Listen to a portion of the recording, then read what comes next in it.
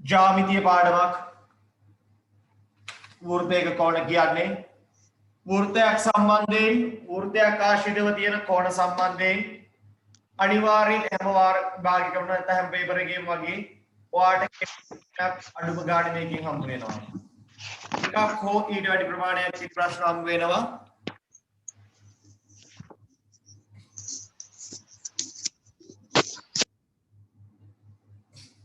කෙටි ප්‍රශ්න එකකට වැඩි ප්‍රමාණයක් හම්බ වෙනවා. ටියුට් එක තියෙන ඇයි ටියුට් එක ගත්තොත් ටියුට් එකේ පිටු අංක 37 දී ඔයාලට මේ පාඩම හම්බ වෙනවා. හරි. දැන් ටියුට් එකේ අවශ්‍යතාවයක් නැහැ මම පැහැදිලි කිරීම කරගෙන යන්නම්. මේ බලන්න. වෘත්තයක් සලකනකොට වෘත්තයේ කොටස් වලට බෙදන්න එක එක ක්‍රම තියෙනවා. ඔයා දන්නවා. අපි පොඩි කාලේ වෘත්තයක් නේද? කොටස් වලට බෙදෙනවා වෘත්ත ඛණ්ඩ කරනවා කියලා සහ කේන්ද්‍රික ඛණ්ඩ කරනවා කියලා. වෘත්ත ඛණ්ඩ සහ කේන්ද්‍රික ඛණ්ඩ කියලා වෘත්තයක් කොටස් වලට බෙදෙන ආකාර දෙකක් ගැන අපි කතා කරනවා. කේන්ද්‍රයේ ඉඳලා වෘත්තය කඩනවානේ. කේන්ද්‍රයේ ඉඳලා වෘත්තය කැඩුවොත් අපි ඒවට කියනවා කේන්ද්‍රික ඛණ්ඩ. වෘත්තයේ පරිධිය මත තැන් දෙකකින් වෘත්තය කැඩුවොත් වෘත්තයක පරිධිය මත තැන් දෙකකින් වෘත්තයක් කැඩුවොත් පැටව අපි ඒවට කියනවා මොනවා කියලාද? වෘත්ත ඛණ්ඩ. වෘත්තයේ පරිධිය මත තැන් දෙකකින් නම් අපි කඩන්නේ වෘත්තය අපි ඒකට කියනවා වෘත්ත ඛණ්ඩයක් කියලා. ඒ කියන්නේ මෙන්න මේ වගේ. ඔයාලට පුළුවන් මේ වෘත්තයේ මත තැන් දෙකකින් වෘත්තය ඛණ්ඩනය කරගන්න හරියට බිස්කට් එක කඩනවා වගේ. අන්න ඒව ඛණ්ඩනය කරාම අපි ඒවට කියනවා වෘත්ත ඛණ්ඩ කියලා.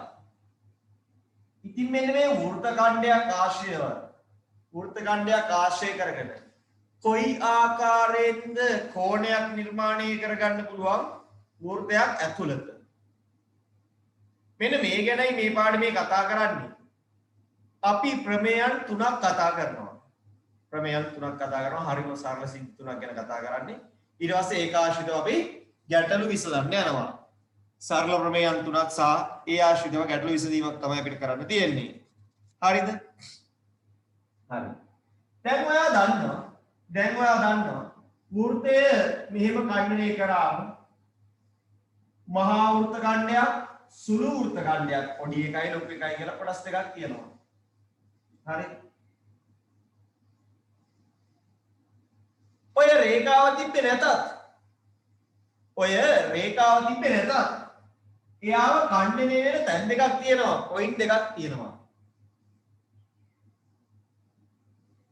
කේන්ද්‍රයකුත් තියෙනවා. එතකොට මේ ඔන්න ඔය තැන් වල ඉඳලා කේන්ද්‍රයට යන රේඛා තියෙනවා.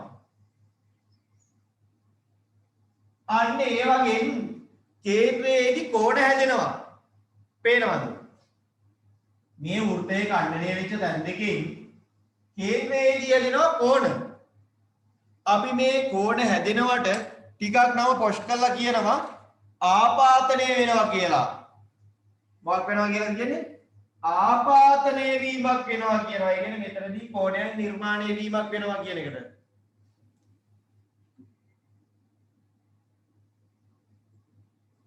ඕකම කතා කරන්න පුළුවන් බඩව මෙතනින්ම පරිධියටත් යනවා. පරිධියේදී කෝණයක් හැදෙන එකට අපි කියනවා කෝණය පරිධියේදී ආපාතනය වෙනවා කියලා. හරිද? හැදෙනවා කියන්නේ. අද කතා කරන්නේ මේ කේන්ද්‍රයේදී ආපාතනය වෙන කෝණයයි පරිධියේදී ආපාතන කෝණයයි සහ ඒ දෙක අතර තියෙන සම්බන්ධතාව ගැනයි. ටියුට් එකේ නම් රූප සටහනක් තියෙනවා. ඔය වගේ එකක් ඇඳලා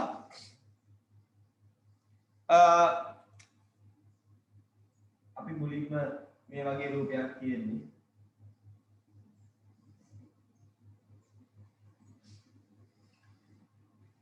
හරි. ඔයා දන්නවා මේකේ ඡාප දෙකක්. මෙයා කවුද? මහා ඡාපය. හරියට අර මහා වෘත්ත ඛණ්ඩය පැත්ත. මේ පැත්ත සුළු ඡාපය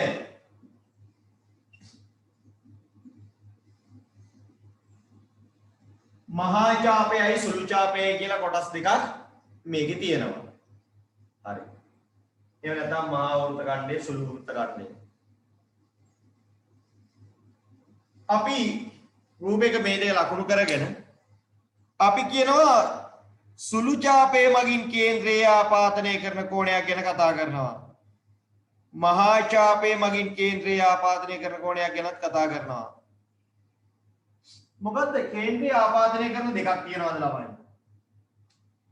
එකයි තියෙන්නේ. ඉතුරු එක අතර නැද්ද?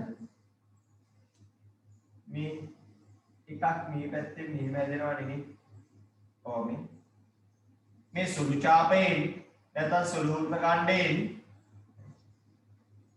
මේ පැත්තේ එක්කෙනෙක් ඇදෙනවානේ මේ මෙයාගෙන් හැදෙන කෙනා. මෙයා වෘත්ත ඛණ්ඩයක් නේ. නේද? ඔව්. ඇයි පුතේ මේ මෙහා පැත්ත? යත් එහෙම නෙමෙයිද? ඔව්. ආරයන් දෙක කිලි කේන්ද්‍ර කිලි වට වෙලා නේද? මෙයාගේ දෙනවා මේ පැත්තෙත් කෙනෙක් ඇදෙනවා. සුළු වෘත්ත ඡාපයයි මහා වෘත්ත ඡාපය කියලා දෙකක් තියෙනවනේ. ඔව්. මෙයාගෙන් ආපාදනය වෙන කෝණයයි ඒ දෙකම අනිත් පැත්තෙන් ආපාදනය වෙන කෝණයයි කියලා කෝණ දෙකක් තියෙනවා. දෙකම අපිට කියන්න වෙන්නේ මොනවද කියලාද? AOB කියලා කියන්න පුළුවන් මේ පැත්තෙන්. හැබැයි යා මොන කෝණයක්ද? AOB මහා කෝණය අනිත් පැත්තෙන් අපිට ගන්න පුළුවන්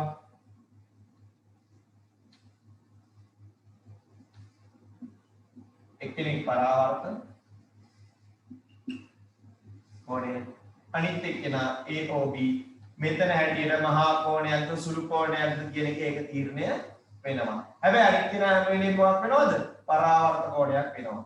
අපි මෙතනදී කියමු මහා කෝණයක් වෙනවා කියලා. එකක් මහා කෝණයක් වෙනවා අනිත් එක කවුද වෙන්නේ? මහා කෝණයක් වෙන්නත් පුළුවන් ඍජු කෝණයක් සුළු කෝණයක් ඕන කෙනෙක් මෙයා වෙන්න පුළුවන්. හැබැයි අනිත් පැත්ත අනිවාර්යයෙන්ම පරාවර්ත කෝණයක් වෙනවා. එක පැත්තක් සුළු කෝණයක් මහා කෝණයක් වෙනකොට අනිත් පැත්ත අනිවාර්යයෙන්ම පරාවර්ත කෝණයක් නම් වෙනවමයි. හරිද? හරි. මුලින්ම තියෙන සුළු ඡාපයේ මගින් කේන්ද්‍රයේ ආපාදනය කරන කෝණය ලියන්න තියෙනවා. මේ දෙක දාගන්නකො. සුළු ඡාපයෙන් නම් මෙයා නේද? මේ සුළු ඡාපයෙන් කෙනා මේ මහා ඡාපයෙන් කෙනා.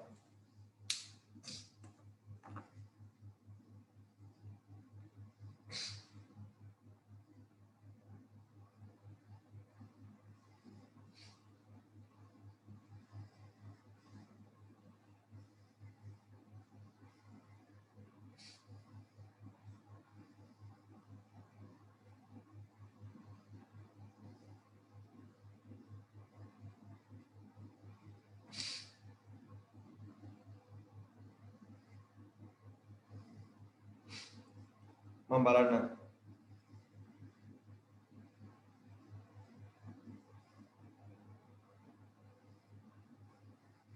ටියුට් එකක් තියනවද කියලා.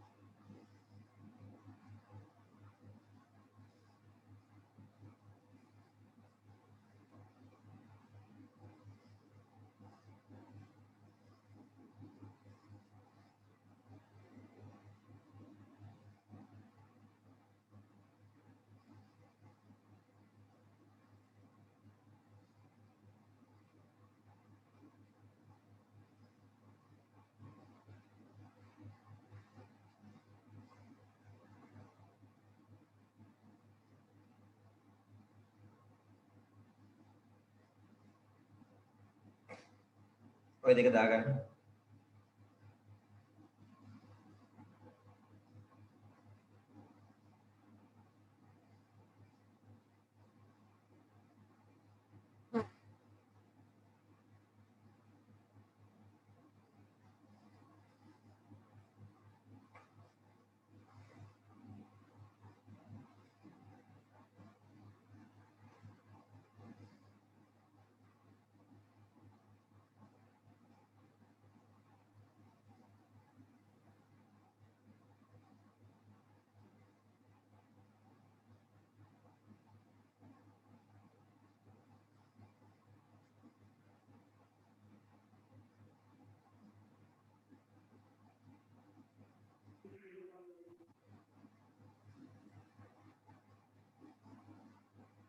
හරි මම ඔයාලට ඔක්කොටම ටියුට් එක දාන්නම්.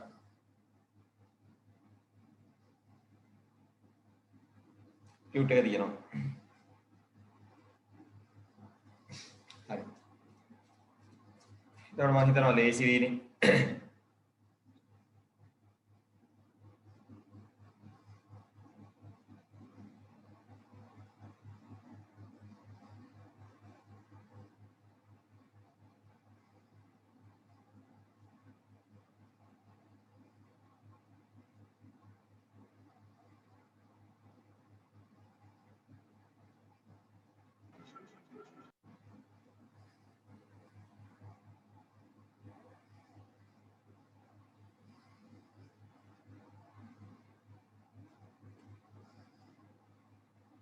ටියුට් එක නැති අය කවුරු හෝ හිටියා නම් ගොඩක් අය ගාව ඇති print copy එක.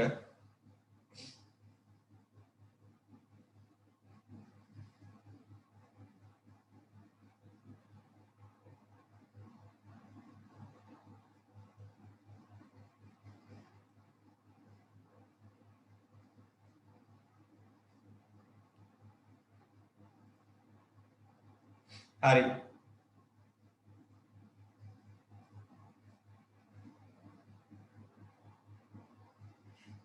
මම ඉතින් හැමෝටම ආවා. හරි. හොඳයි. ඊට පස්සේ මම මේකේ පැහැදිලි කිරීමක් කරගෙන යනවා අර සිද්ධිය වෙන හැටි ගන්න. ඒ වගේම කියනවා මහා චාප මගින් හැම වෙලේම මොකද්ද කරන්නේ? පරාවර්ත කෝණයක් ආපාතනය කරයි කියනවා. මම කිව්වනේ මහා චාපේ මගින් නම් පරාවර්ත කෝණයක් කියලා අපිට කියන්න පුළුවන්. හැබැයි සුළු චාපේ මගින් ඒක සුළු කෝණයක් වෙන්න පුළුවන්. ඒක ඍජු කෝණයක් වෙන්න පුළුවන්. ඒක මහා කෝණයක් වෙන්න පුළුවන්. අපිට නිශ්චිතවම කියන්න බෑ. හැබැයි මහා චාපේ මගින් කෙනා ගැන අපිට අනිවාර්යෙන් කියන්න පුළුවන්.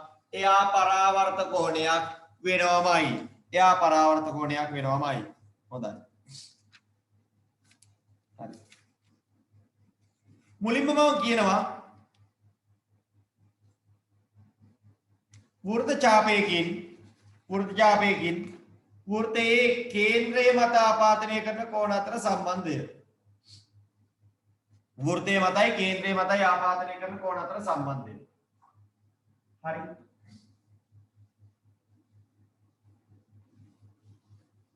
මේ බලන්න. පුතේ කොයි වෙලේ හරි මෙහෙම එකක් තියෙනවා නම්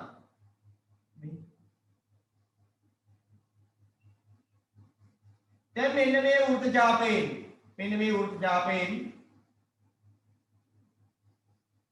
කේන්ද්‍රය මත කෝණයක් හැදෙනවා මෙන්න මෙතන. අපි මෙයාව සැලකුවා. මේ චාපය. ඒත් එකම තව කෙනෙක් හැදෙනවා මේ පරිධිය මත. මම කිව්වට තැන් දෙකේම හැදෙනවා ආපාතනය වෙනවා කියලා.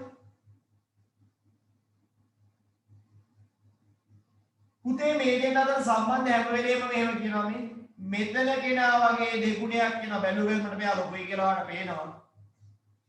මෙයා වගේ දෙගුණයක් මෙයා. මතක තියාගන්න හැම වෙලේම එකම වෘත්ත ඛණ්ඩයකින් නම් කියන තා එකම වෘත්ත චාපකින් නම් ගියේ ඒ කියන්නේ පරිධිය මත එකම ලක්ෂ දෙකකින් නම් එයා සෙට් උනේ. හැම වෙලේම කේන්ද්‍රයේ හැදෙන කෙනා පරිධියේ හැදෙන කෙනා වගේ කොච්චරක් කියලාද කියන්නේ දෙගුණයක් කියලා කියනවා. මේක ප්‍රමේයක්. ටියුට් එකේ 38 පිටුව ගන්න.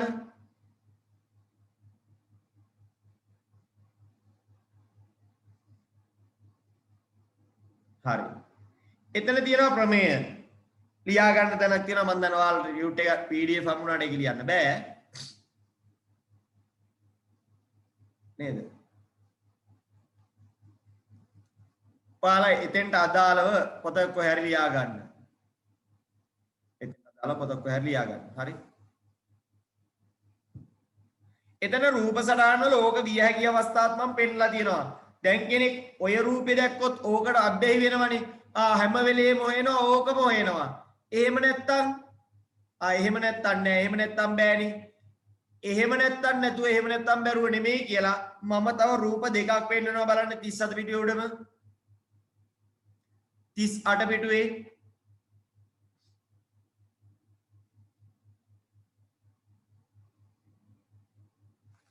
මේ මගේ රූප දෙකක් අදලා පැහැදිලි කරලා ඉන්න ප්‍රමේයට යන්න කලින් ඕක ඔය වගේම මෙහෙම වෙන්නත් පුළුවන්. මේ මෙතනින් ගිහිල්ලා දැන් කේන්ද්‍රය මත මෙහෙම තියෙනකොට අපේ ප්‍රශ්නේ තියෙන්නේ අපේ අදාළත්වය අපේ සැලකිල්ලට භාජනය වෙන්නේ මෙතනින් ගිහිල්ලා කේන්ද්‍රයට යනවා මෙතනින් ගිහිල්ලා පරිධියට යනවා කියන එක. මෙයා x නම් මෙයා 2x වෙනවා. ඕක මේ වගේ වෙන්නත් පුළුවන්. අපිට අදාළ වෙන්නේ මෙතනින් කේන්ද්‍රයටයි මෙතනින් පරිධියටයි මෙහෙම වෙන්නත් පුළුවන්. ඔය රේඛාව දිගේම ගිහිල්ලා පුළුවන් නේද මේ? මෙයා x නම් මෙයා 2x. එකම තැන් දෙකකින් එකම තැන් වලින් කේන්ද්‍රයටයි පරිධියටයි කියපුවා. එකම තැන් වලින් කේන්ද්‍රයටයි පරිධියටයි කියපුවා. විශාලත්වය අතර සම්බන්ධය හැම වෙලේම කේන්ද්‍රයේ ඉන්න එක ලොකුයි. ලොකුයි කියන්නේ උගේ විශාලත්වය අනිත් කෙනා වගේ දෙගුණයක් වෙනවා. හැම වෙලේම කියන්න පුළුවන් විශාලත්වය කොච්චරක් වෙනවද? කී ගුණයක් වෙනවද? විශාලත්වය දෙගුණයක් වෙනවා. හරි? හරි. එතකොට ඔයාට ප්‍රමාණයේ වෙනස් වීම ගැන මතක තියාගන්න තියෙන හැම වෙලේම දෙගුණයක් වේ කියන එකෙන් දෙගුණයක් වේ කියන එකෙන් තමයි මතක තියාගන්න තියෙන්නේ. අපි ප්‍රමේය ලියාගෙන ඉමු. ඊට පස්සේ ඒකට අදාළව ගාණන් දෙකක් හදලා ඉමු. ප්‍රමේය ලියා ගන්නවා. ඒකට අදාළව ගාණන් දෙකක් හදනවා. ලියා ගන්න.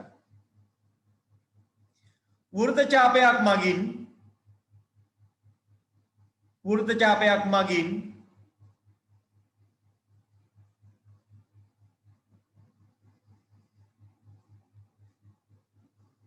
තිස් අට පිටුවේ උඩම තියෙන ප්‍රමේය මේ 38 පිටුවේ උඩම තියෙන ප්‍රමේය.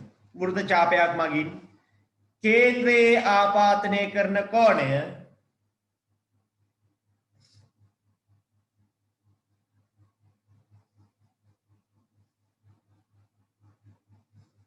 වෘත්තචාපයක් මගින් කේන්ද්‍රයේ ආපාතනය කරන කෝණය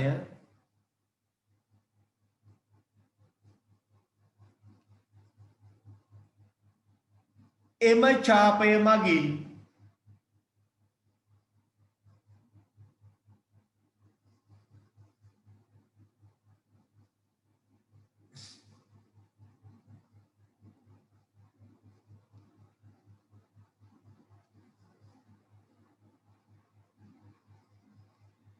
වෘත්තයේ ඉතිරි කොටස මත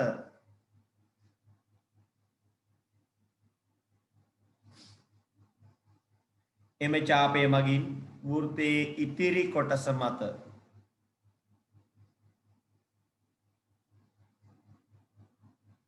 එතන වරහන් ඇතුලේ දාන්න පරිධිය කියලා. වෘත්තයේ ඉතිරි කොටස කියලා උතන කියන්නේ පරිධිය. වෘත්තයේ ඉතිරි කොටස මත වරහන් ඇතුලේ පරිධිය.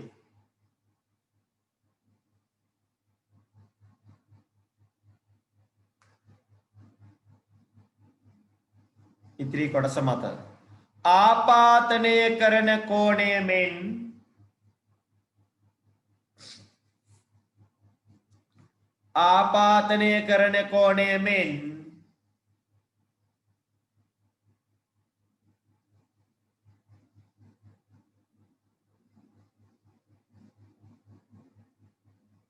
දෙගුණයකි. ආපාතනය කරන කෝණය මෙන් දෙගුණයකි.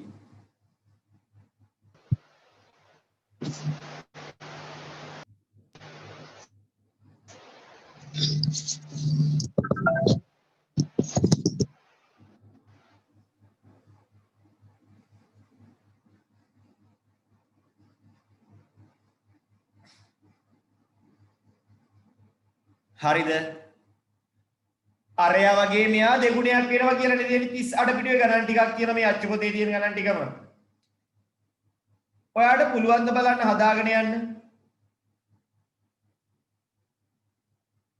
විනාඩි දෙකක් තුනක් දෙන්න. විනාඩි දෙකක් විතර දෙන පට ගාලා උත්තර දාගෙන යන්න.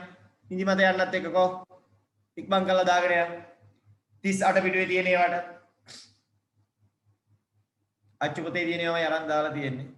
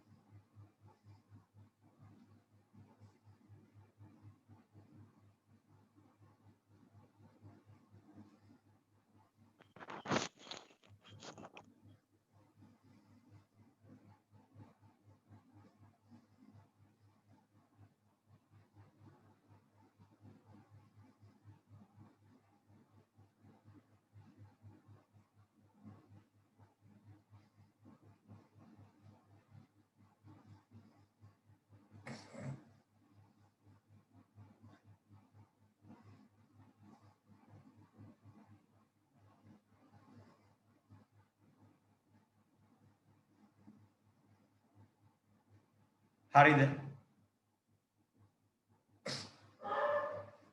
හරිද? ඉවරයි සර්.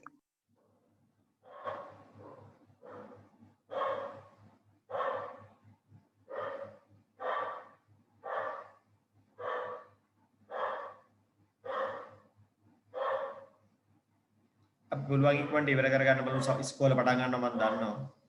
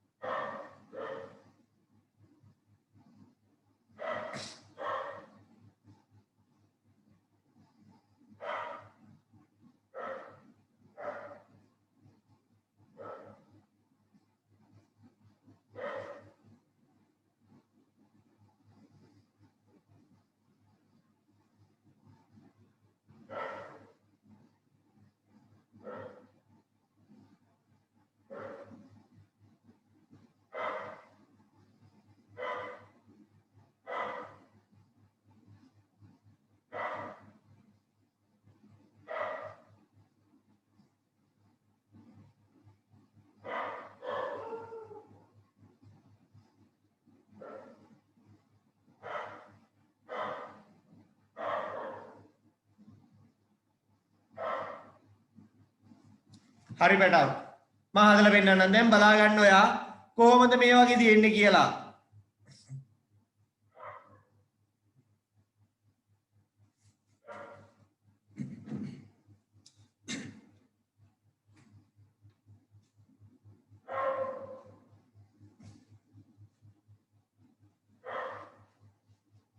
මේකේ විශේෂ දැනක් කියනවා මම දන්නවා අර වර්ධින. එතන ගැන හොඳ අවධානයක් දෙන්න. මම මෙතන කපටි එක ප්‍රේමී හදාන්න කියලා දෙන්නම්. ඒ වගේ එකක් ආව. කොහොමද ෂේප් එකේ හදාගන්නේ කියලාත් මම කියලා දෙන්නම්. පළවෙනි එක නම් ඔයාලට පුළුවන් පළවෙනි තුනේ ලොකවුලක් වෙන්නේ මෙතන තියෙනවා 100යිලු මෙතන 100යි නම් පැටියෝ මෙතන කීයක් වෙනවද 50ක් වෙනවා අයි මෙතන දෙගුණයයි මේ දෙගුණයයි දෙවනි එකේ ඒකේ තවුලක් නෑ අර බේසිකලි දෙගුණයයි කියන එකෙන් අපිට ගන්න පුළුවන්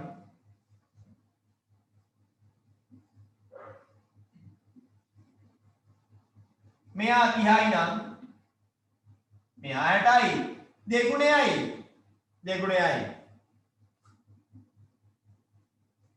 මේකෙදි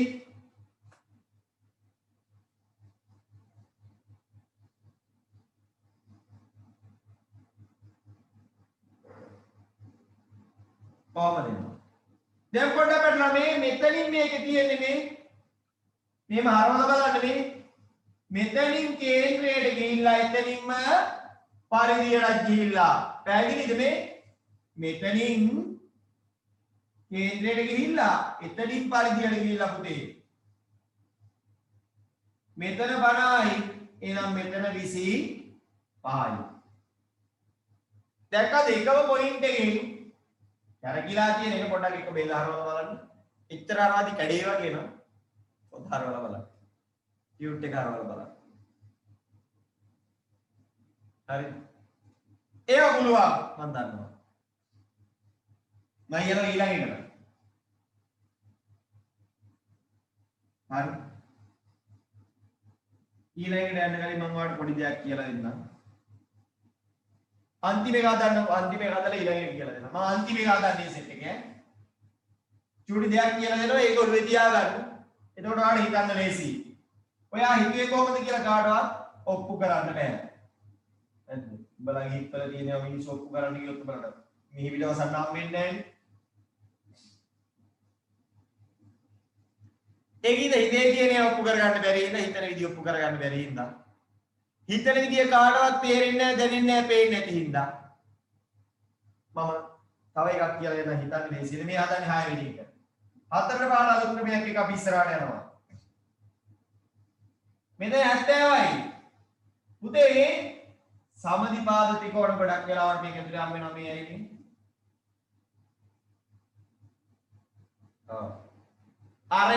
අරයන් නේද මෙයා 70යි නම් මෙයා 35යි සමාන හින්දා මූ 35යි සමදිපාද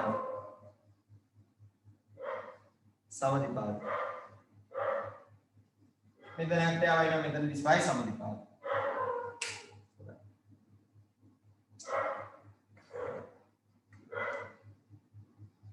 ඒක ක්ලියර් මට ඊළඟ ගණන් දෙක හදන්න අමතර දෙයක් 11 දී වාට ඉගෙන ගන්න තියෙන දෙයක් දැන් කියලා දුන්නොත් ඔයා සෙස ඔය මේ අන්තිම ගානේ අතන තියෙන කෝණේ 35 තියෙන කෝණේ 360 වෙන්න 180 වෙන්න ඕනේ එකතු වුණා 35 කියන කෝණය හරි ආවනි ගිනද ඒ මම මේ දැක්කම ඒවා මේ වෙලාවට ඉර පායලා බා මාර්ගනේ මේ වෙලාවට ඉර පායලා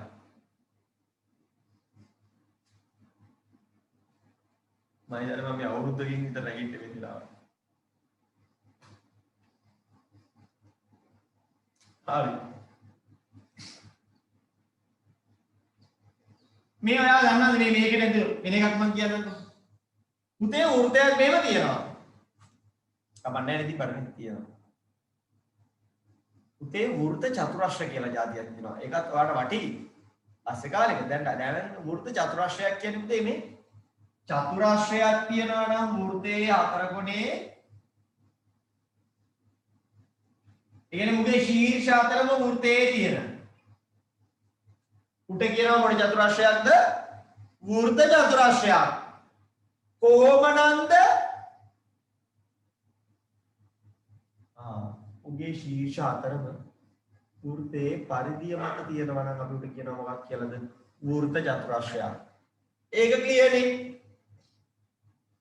වෘත්ත චතුරස්‍ර වල මෙන්න මේක ප්‍රමේයක් තියෙනවා මේක ප්‍රමේයක් ඈ මේ සම්මුඛෝන්ගේ එකතුව කීයක් වෙනවද දන්නවද? 180. මේ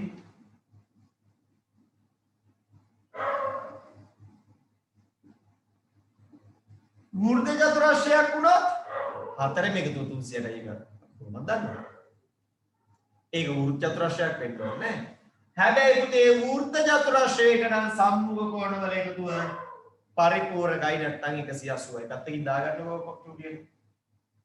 ඔන්න ඕක උදව් කරනවා අපිට එතනින් යාට යන්න. අමාරු වගේ මේක ගන්න ලේසියෙන් හදන්න යාට උදව් කරයි.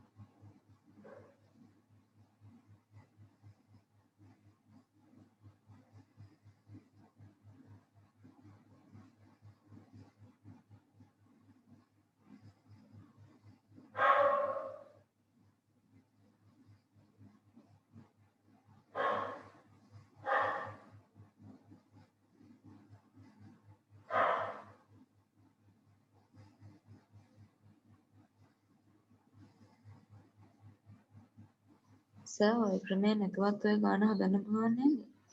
මොකද්ද? වෘත්ත චතුරස්‍රයක කෝණ ප්‍රමේය නැතුව කලින් දීපු ප්‍රමේයටත් ඒ ගාන හදන්න පුළුවන් නේ? හදන්න පුළුවන්. ඊට වඩා මේක දැනගත්තොත් ලේසියි. මේක ප්‍රමේය දාලා හදනවා කියලා නෙමෙයි. මේක තියනවා කියලා ඔළුවේ තියාගෙන යනවා. මේ මේකක් තියනවා කියලා ඔළුවේ තියාගෙන යනවා.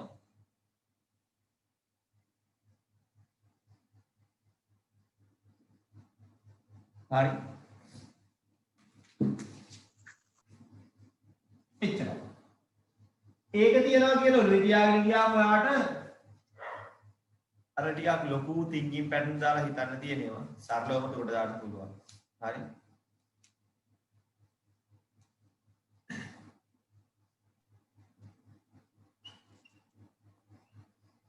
මේ ඊළඟ ගාන.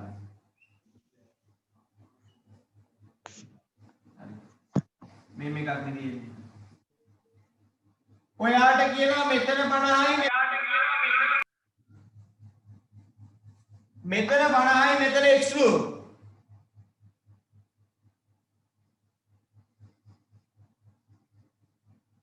හරි. පුතේ අපි දන්නවා නේද මෙතන 50 වුණා නම් හාව යාමට කියන්නේ මෙතන කීයයිද? මෙතන 50 වුණා නම් මෙතන කීයයිද?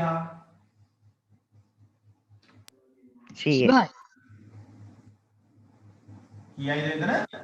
25යි. 25යි.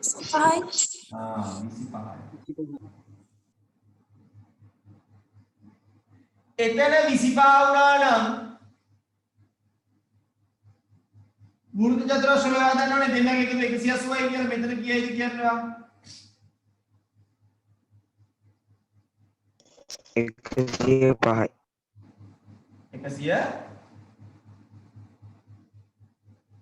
150 පහක් වෙනව නේද? ඇයි දෙන්නගේ එකතු වෙන්නේ? ඇයි මෙයයි මෙයයි 180ක් වෙනවා කියලා දන්නවනේ. පැහැදිලිද? මෙයයි මෙයයි කීයක් වෙනවද? 180ක් වෙනවා. මේ වෘත්ත චතුරස්‍රයක සම්මුඛ කෝණනේ දැන් 180ක් වෙනවා නම් එහෙනම් x කියන්නේ 155යි කියලා ඔයාලට ලේසියෙන් සර් ඒක වෙන විදිහට ගන්න පුළුවන් නේ. ගන්න පුළුවන්. සර් 50 පරාවර්තක කෝණයක් හැදෙනවනේ උඩින්. ඔව් මම කියන්නම්. 300 මේක තමයි පුතේ ලේසි ක්‍රමය. Tamanට ඕන නම් අමාරුවෙන් හොයාගන්න. එහෙම පුළුවන්. ඒක දැන් මේ ප්‍රමේය දන්නේ නැති කෙනෙක්ට හොයාගන්න පුළුවන්. එතකොට එයාට තේරෙන්න ඕන. එතකොට එයාට තේරෙන්න ඕන දේ තමයි මෙන්න මේ කේන්ද්‍රයේ මත ආපාතනය වෙලා තියෙන්නේ 50. අර මං කිව්වේ මෙහා පැත්තේ ඉන්න වෘත්ත චාපෙනුයි මෙයා ආපාතනය වෙන්නේ. මේ මෙයාගෙන් තමයි 50. ඒ ස්ප්‍රින්ට් එකක් වගේ දාලා තියෙන වෘත්ත චාපයෙන් තමයි 50. ඒ වෘත්ත චාපයෙන් වුණා නම් මෙහෙනේ පුතේ වෙන්න ඕන. දැන් මේ වෘත්ත චාපයෙන් එහෙනම් අපි ඉස්සෙල්ලා ඒ වෘත්ත චාපයේ කේන්ද්‍රය මත කීයයිද? එතකොට ආන මේවා ඔක්කොම 360යි නම් මෙතන 310යි. එහෙනම් එයාගෙන් කේන්ද්‍රය මත කෙනා මෙයා නම් එයාගෙන් පරිධිය මත කෙනා මෙයා එයා මේකෙන් භාගයයි කියලා 310න් භාගය 155යි කියලා වඩ ගන්න පුළුවන්. ඒක ඔයයි තීරණය කරන්න ඕන ඔයා ගන්නේ කොයි ක්‍රමයකද කියලා.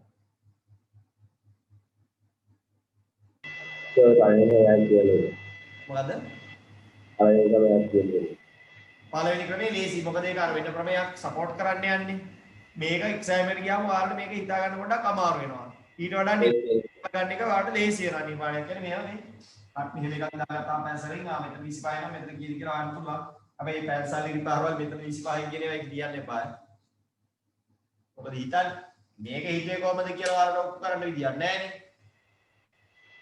ඒ ගානක් කියන්නේ. ප්‍රමේයටයි ලකුණු දෙන්නේ වෙන උත්තරයටයි ප්‍රමේයටයි මේකේ.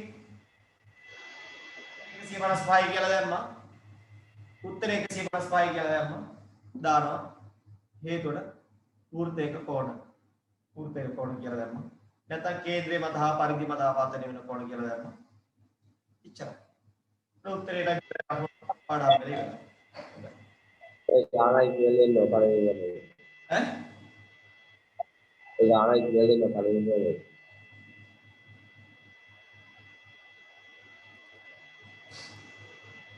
මයික් එක ඔෆ් කරන්න. ආයේ මයික් එක අමුතු සද්දයක් එනවා. ක්‍රම දෙකම භාවිතයෙන් වාන හදන්න පුළුවන්. ඒ කියන්නේ නෑ. මම කියන්නේ වෙන මෙහෙමයි. ඔයාට ලේසි. ඔයාට ලේසි මෙහෙම කියනකොට ඔයාට මෙහෙම ආගයක් දීලා තිබ්බොත් ඔයාට මෙතනින් ඔයා දන්නවා කොහොමද මෙතනින් ඉන්න මෙතන 25යි භාගයයි. ඔයා දන්නවා දැන් මෙතනයි මෙතනයි දෙන්නගේ එකතුවයි චතුරස්‍රයක් තියෙන්නේ. එකතු 180ක් වෙන්න ඕනේ ඉඳා මෙතන 155යි කියලා අද. හරි. ඒක ඔයා හෙව්වේ කොහොමද කියලා කාටවත් ඔප්පු කරන්න හම් වෙන්නේ. මම යනවා ඒකේ පස්වෙනි ගාන. මම යනවා ඒකේ පස්වෙනි ගාන. ඒකේ තියෙනවා මෙන්න මෙහෙම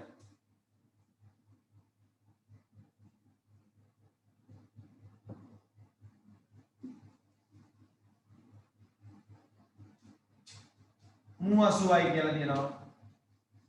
අරු කීයයිද?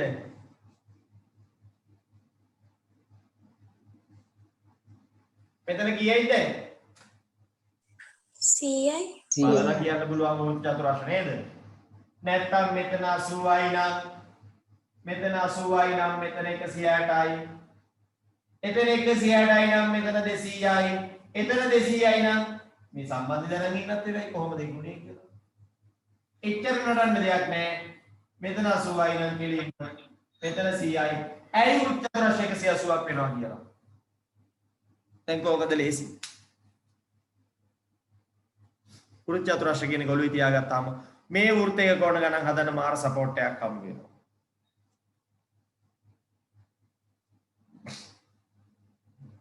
හරි.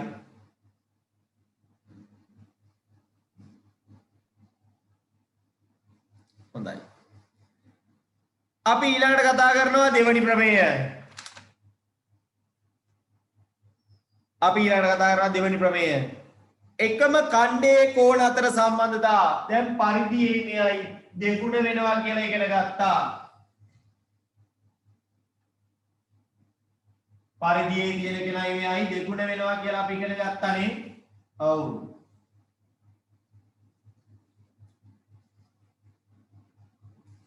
ඊට පස්සේ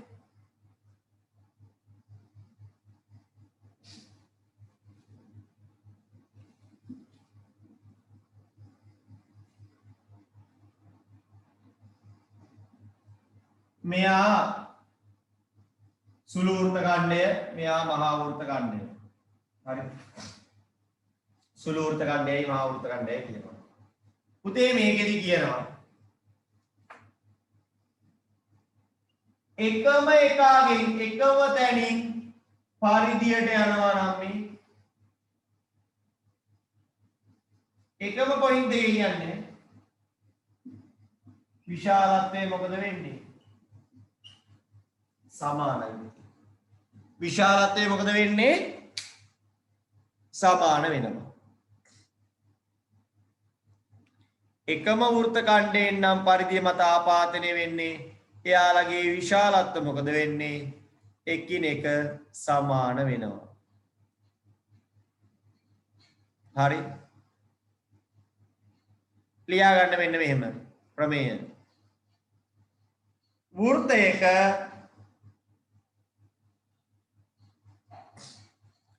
එකම ඛණ්ඩයේ කෝණ වෘත්තයක එකම ඛණ්ඩයේ කෝණ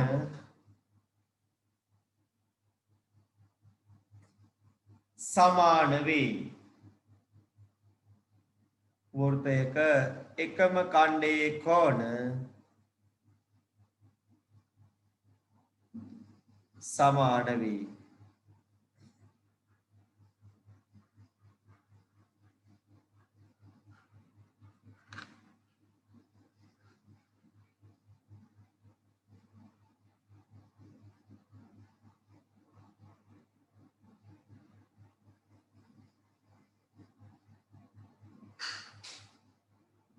හරිද?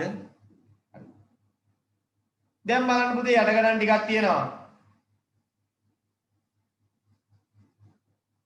පළවෙනි හතර හදන්න.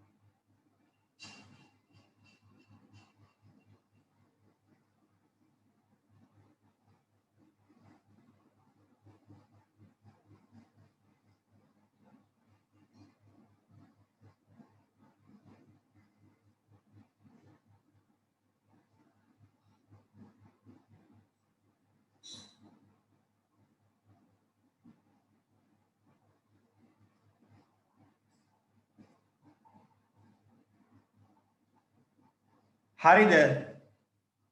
පළවෙනි හතර හදන්න කිව්වේ.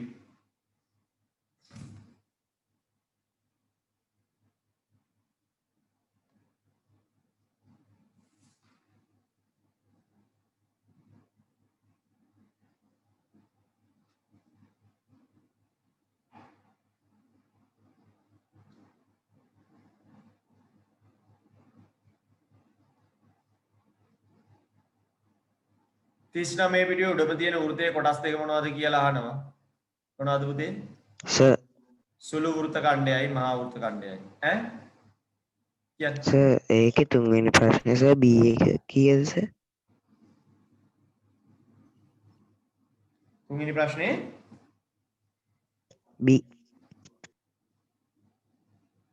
B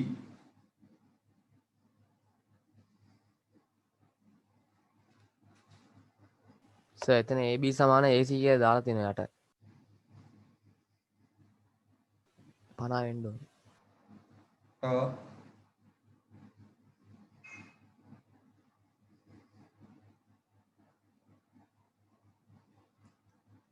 රූපේ මං කිව්වා උඩ තියෙන්නේ මහා වෘත්ත ඛණ්ඩය යට ඉන්නේ සුළු වෘත්ත ඛණ්ඩය. රූපේ ලකුණු කරලා නැත්තම්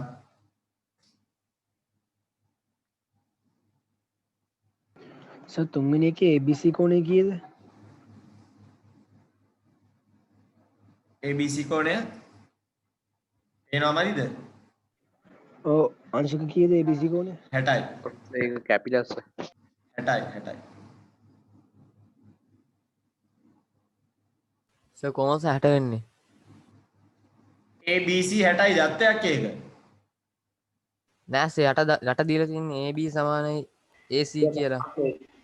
එතකොට AC 50 ACB 50යි නම් ABC 50ක් වෙන්න ඕනේ. 60 නෙමෙයි තියෙන්නේ එතකොට. නැහැ. නැහැ. AB සමානයි AC කියලා තියෙනවා. එහෙනම් 50 දාගන්න එතන 50. එහා පැත්තේ 50 පේනවනේ. රූපේ නම් තියෙන්නේ 60 මොකක් හරි අවුලක් බලමු. AB සමාන AC කියලා ඇත්තේ යට එකට එනවා.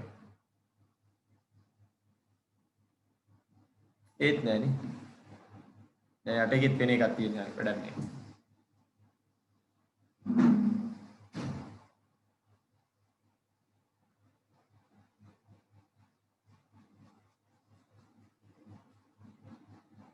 හරි නේද පළවෙනි හතර?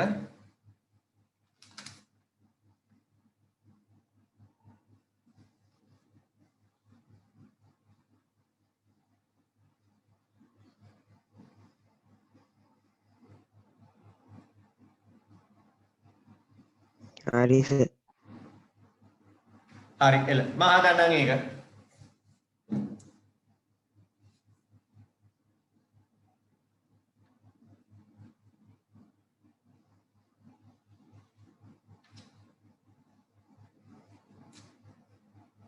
පළවෙනි එකේ තියෙන මෙහෙම. ගොඩාක් අමාරු කරලා ඉන්නේ ඔයාලා දැන් දැකලා තියෙනනේ සාමාන්‍යයෙන් පළවෙනි ඉස්පාඩේදී කොයි වගේ ප්‍රශ්නද කියලා. දැන් මේකේ අග හරිය තියෙන මේ හිතා ගන්න බැරි අමාරු ඒවා එන්නේ නැහැ. හැබැයි අපි හදලා පුරුදු වෙන්න ඕන. බැරිලා හරි නේද? අපේ ලක් එක දන්නවනේ අපි. හරි. මෙතන x2. මෙතන 110යි BCD 110යි කියනවා. මේ දෙන්න සමානයිලු. 110යි නම් පුතේ මේ දෙන්න සමානයි නම් මෙයා 35යි මෙයා 35ක් වෙනවා. ඇයි? සමදිපාද ත්‍රිකෝණ ප්‍රමේයෙන් සමානව දෙකට බෙදලා ගියොත්. මූල 35 නම් පළවෙනි එකේ x 35 වෙනවා. ඇයි මේ කියන පොයින්ට් එකෙන් මෙතෙන්ටයි එකම වෘත්ත ඛණ්ඩයේ කෝණ. ඊළඟ එකේදී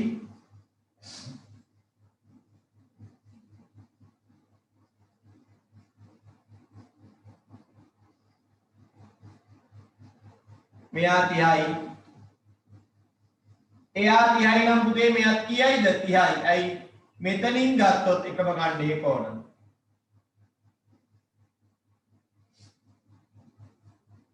එතකොට මෙයා 40යිලු. මෙයා 30යි මෙයා 40යි නම් මෙයා 30යි මෙයා 40යි නම් අපිට මෙයා හොයන්නත් පුළුවන්. එහෙම නැත්නම් මෙතන 40යි කියලා කෙනෙක් මෙතනත් 40යි කියලා දැම්මනම් ත්‍රිකෝණයේ කෝණ වල එකතුවෙන් 110යි කියලා ගන්නත් තිබ්බ ක්‍රම කීපයකට එනවා. ඒක තමයි ලේසි ත්‍රිකෝණයේ කෝණ වලින් ලේසිනේ ගන්න.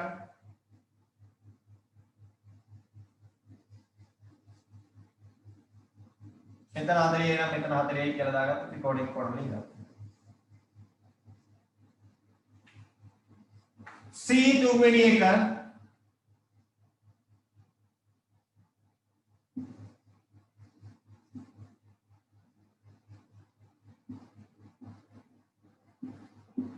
A D C මේක මෙතන 50යි කියලා දාගන්න කිව්වා මෙතනත් දත්තේ පේන්නේ 50යි දාගමු කිව්වා කොහොමද AB සමානයි AC කියලා ගන්න තියෙනවා එහෙම තිබ්බනම් මු 80ක් වෙනවා එහෙම වුණා නම් මු 80ක් වෙනවා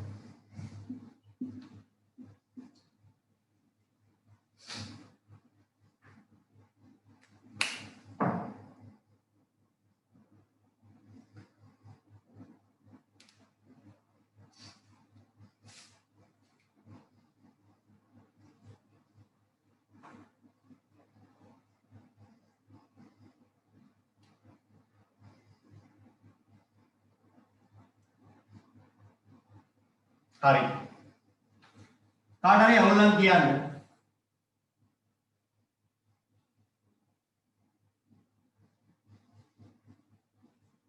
දැන් ගණන් ඇතුලේ මේ සම්බන්ධතාවයක් දකින්න පුරුදු වෙන්න වෘත්තයක් කොන આવොත් වෘත්තයක් තිබ්බොත් මේකේ හොයන්න පුරුදු වෙන්න බලන්න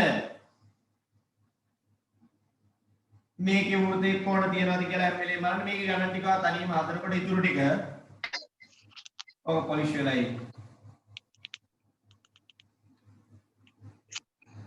අපිට කියනවා මෙයා 110යි මේ දෙන්න සමානයි මේ දෙන්නත් සමානයි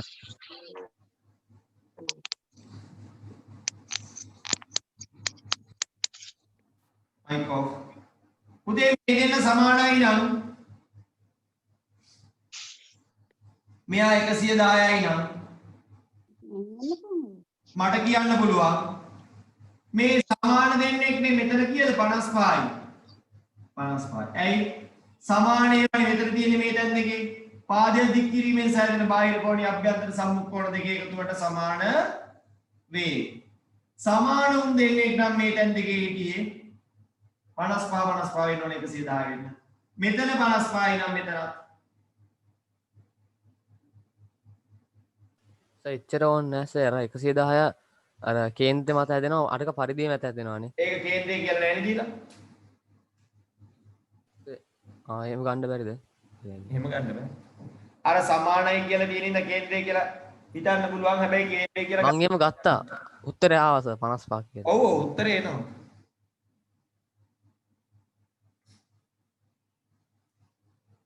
හැබැයි කේන්ද්‍රය කියලා කියන්නේ කිසිම සාක්ෂියක් තියනවද නැහැ ඒක ගණන් ෂොට් එකක්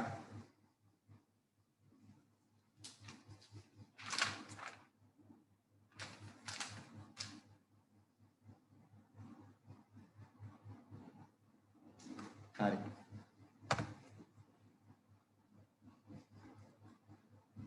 පැහැදිලි කාට හරි ඒකේ අවුලක් තියෙනවා නම් කියන්න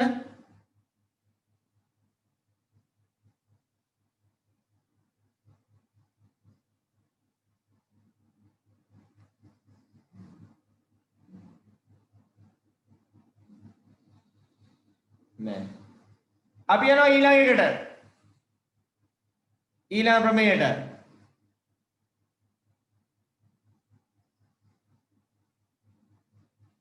සමානයි කියලා තියෙන ඉඳ කියන්න පුළුවන් ධාරයක් කියලා. දැන් මේ වෘත්තයක් තියෙනවා. මෙතන ඉඳලා මෙතෙන්ට මේ කේන්ද්‍රය තියෙනවා. මේ කියන්නේ එක සමාන නැද්ද? ඒ කියන්නේ එක සමානයි උනායි කියලා. මේ කේන්ද්‍රය. මුන් දෙන්නත් සමානයි. කේන්ද්‍රයට තිබ්බොත් සමානයි. හැබැයි සමාන වුණ පමණින් කේන්ද්‍රය කියන්න බෑ. සමාන වූ පමණින් කේන්ද්‍රය කියන්න බෑ. කේන්ද්‍රය නම් අනිවාර්යයෙන් සමානයි අරයන් හින්දා. හැබැයි සමාන වූ පමණින් උන් කේන්ද්‍ර වෙන්නේ නැහැ.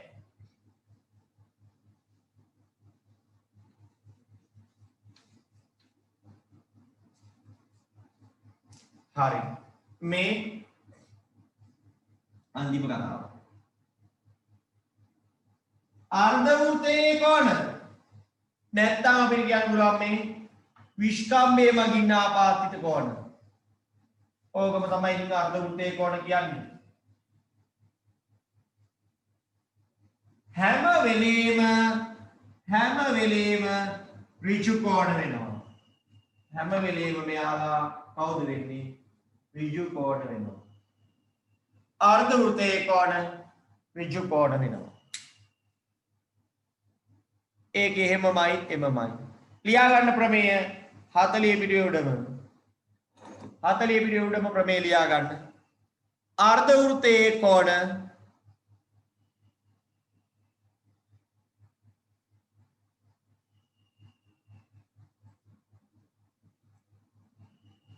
ඍජු කෝණ වේ.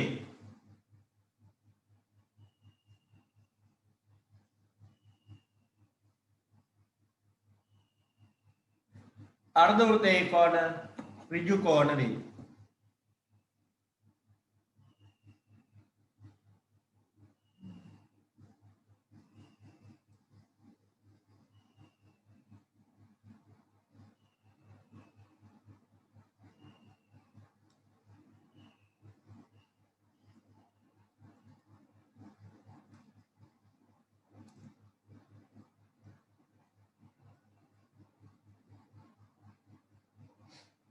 රූපයක් කියලා කොටස් ටික නම් කරගන්න කියලා.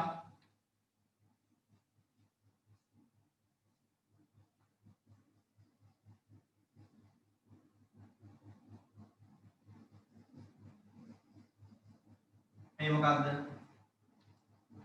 කේන්ද්‍රය මෙතන තියෙන අර්ධ වෘත්තයේ කෝණය අර්ධ වෘත්තය. මේ අර්ධ වෘත්තයේ කෝණය මෙහා කේන්ද්‍රය.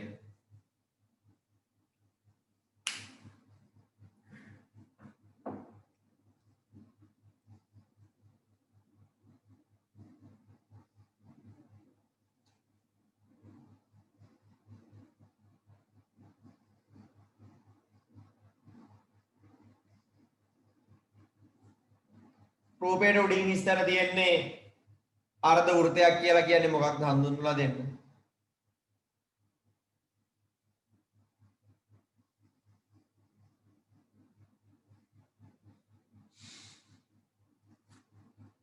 මම හිතනවා එහෙම ඕනේ නැහැ. අපිට අර ගණන් ටිකට උත්තර දාගෙන යන්න පුළුවන්. ඔයා දැන් දන්නවා විස්කම්භයක් හිටියොත් අංශක 90යි. පළවෙනි ගණන් තුන හදන්නේ එකෙත්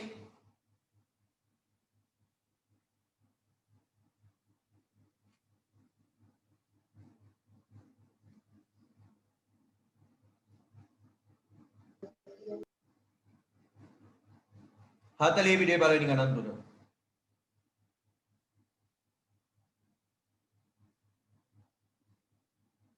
සමානයි කියලා තියෙන්නේ මොකද්ද?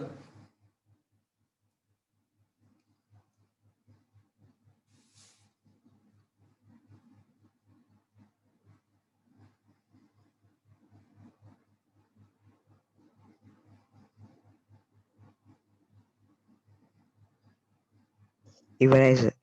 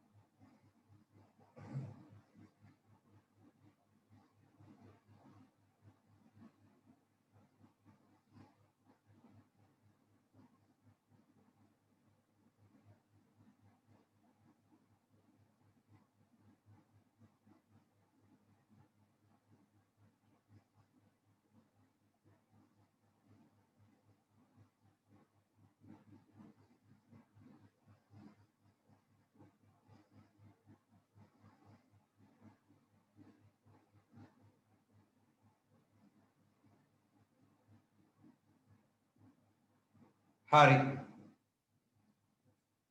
බලමු මේක කොහොමද උත්තරේ එන්නේ කියලා.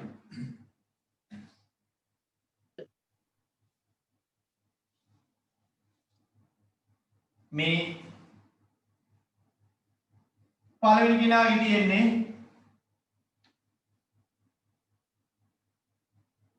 A B C මෙතන තියයි මෙතන x මු 90යි නම් x 60ක් වෙනවා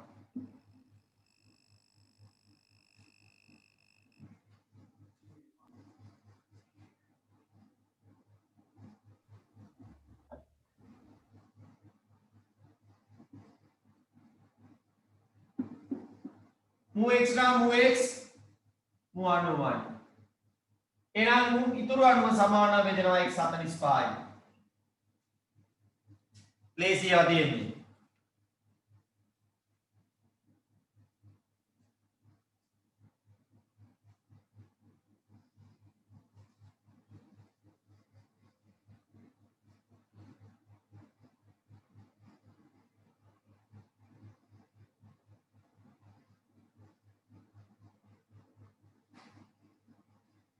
mu 90යි mu 60යි නම් පුතේ mu කීයයිද 30යි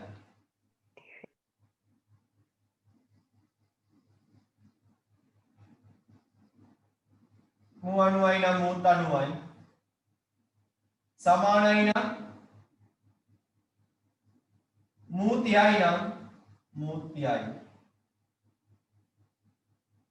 60 ත්‍රිකෝණයේ කෝණ වලින් ගන්න පුළුවන්. මෙතන ත්‍රිකෝණයේ කෝණ වලින් ගන්නත් පුළුවන් නැත්නම් මේ ලොකු ත්‍රිකෝණයේ කෝණ වලින් ගන්නත් පුළුවන්. කොහොම වුණත් 60යි.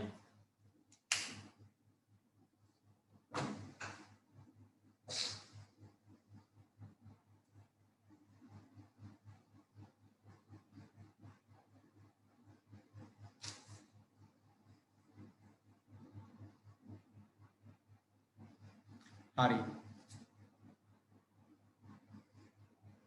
පාඩමේ සිද්ධාන්ත එච්චරයි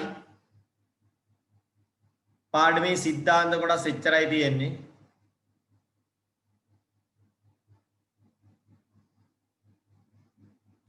දැන් ඉතින් ඒක සම්බන්ධයෙන් ජ්‍යාමිතියව සාධනය කිරීම ඔයාලා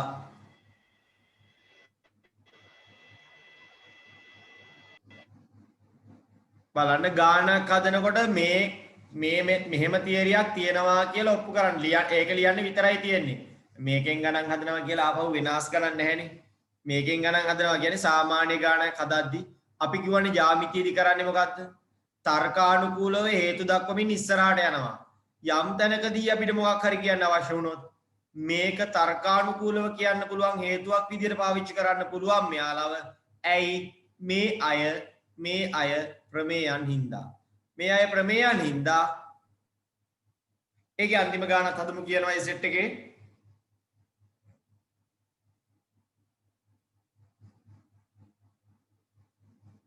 ඒ සෙට් එකේ අන්තිම ගාන හදමු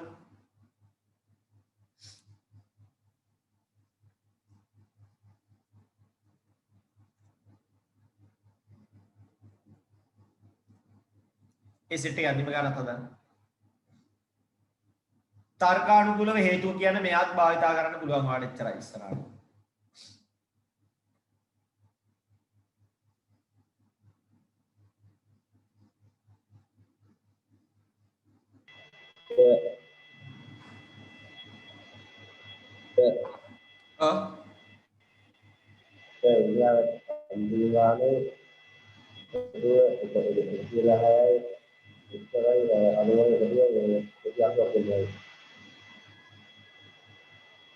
එකසි දහයේ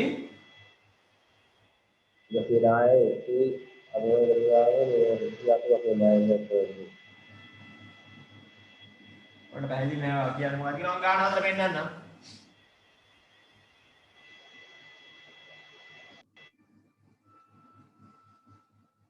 බලමු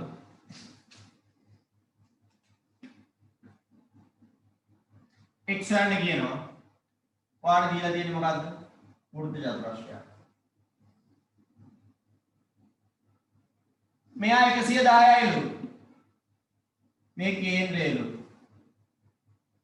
එහෙනම් වාට 90යි මෙයා 90යි කියලා හතර එකතුවෙන් යන්න පුළුවන් මෙයා x කීයද කියලා ඇයි විශ්කම්භයේ කොන?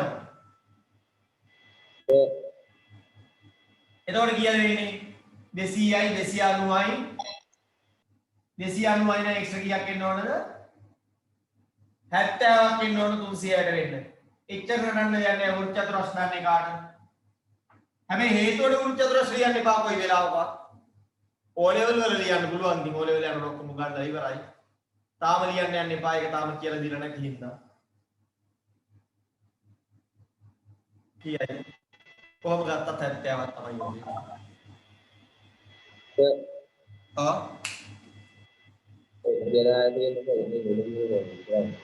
ඔයාගේ මයික් එක ක්ලියර් නෑ පුතේ මොකද්ද?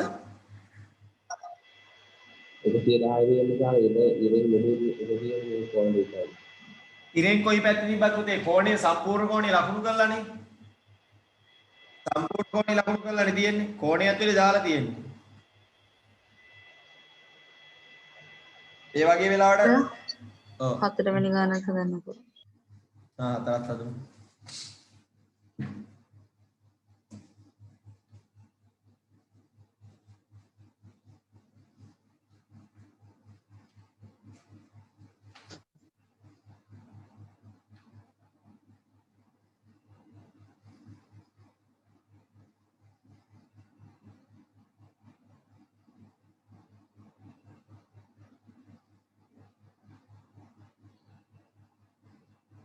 මේ ඉස්කාමයක් දීලා තියෙන්නේ. මූ 50යි. මූ කීයද? 90යි. මේ අවිස්කාමයේ මූ 50යි මූ 90යි නම් මූ 40යි. ත්‍රිකෝණයේ කෝණ වලින් එනම් මූ 40යි. බේසිනේ.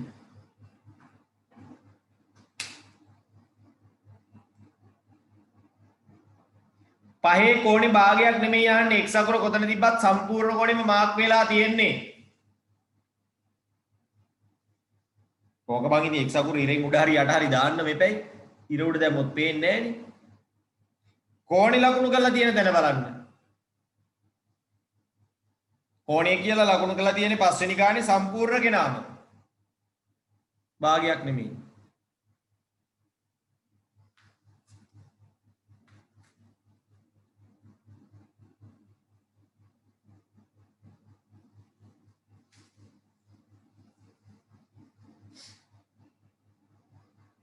හරිද?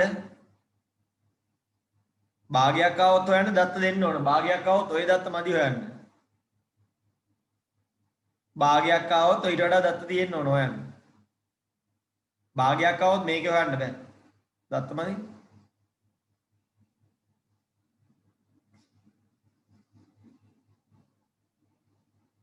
හරි.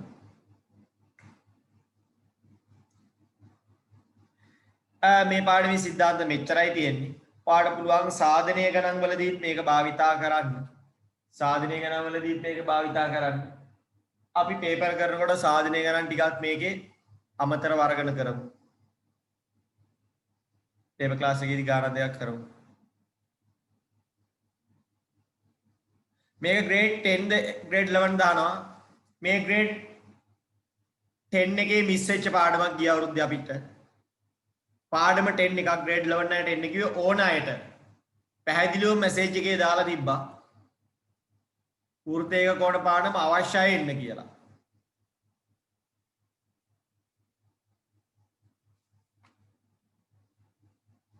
හරි.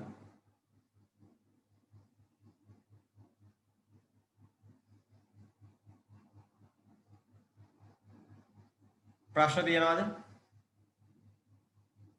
නෑ සර්. නිදාගෙන ඉඳලාද නැගිටලා නැහැ කිව්වේ. හරි.